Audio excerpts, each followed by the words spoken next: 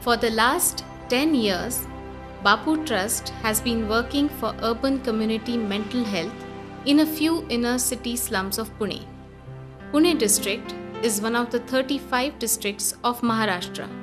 Pune has a population of 10 million people. 42% of the city population live in the slums. There are over 550 slums in Pune city alone. The slums are the foundation of city life, providing all basic human services. Each slum has a unique character, depending on cultural, historical, social, and economic factors. Civic facilities, migrant status, kind of housing, density of population, social support systems or social capital, and everyday living problems of people determine their quality of life and psychosocial experiences. Indian mental health system is focused more on mental institutions, using traditional methods of institutionalization, segregation, and treatment without choice. We wanted to develop a program that will respect the personhood, dignity, and choice of person with psychosocial disabilities.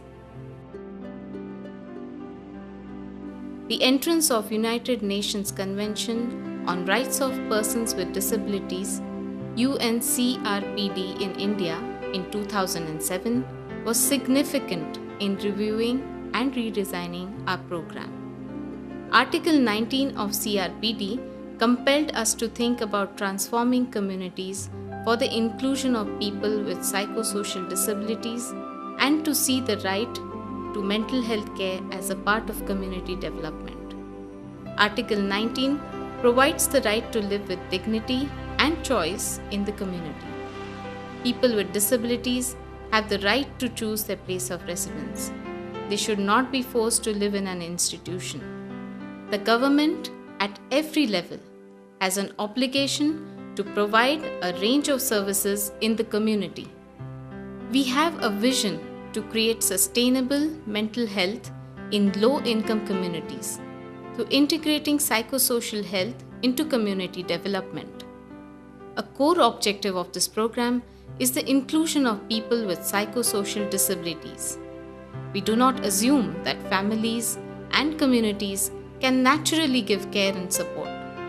We enable communities to do so by providing information, knowledge, and skill sets.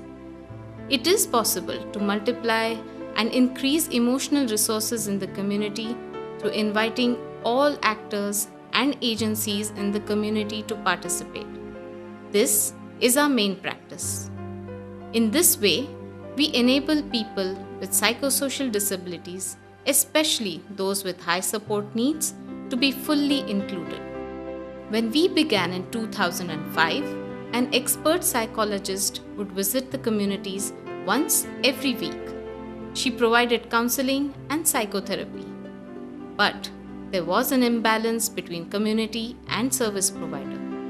It was an expert-driven model. For people with psychosocial disabilities, there was only medical care. Now, we have a nested program linking mental health care, community development, and inclusion. We aim to transform communities on principles of inclusion. It has taken us 10 years to experiment and innovate. Patience, faith in community, new knowledge and practice takes time to develop.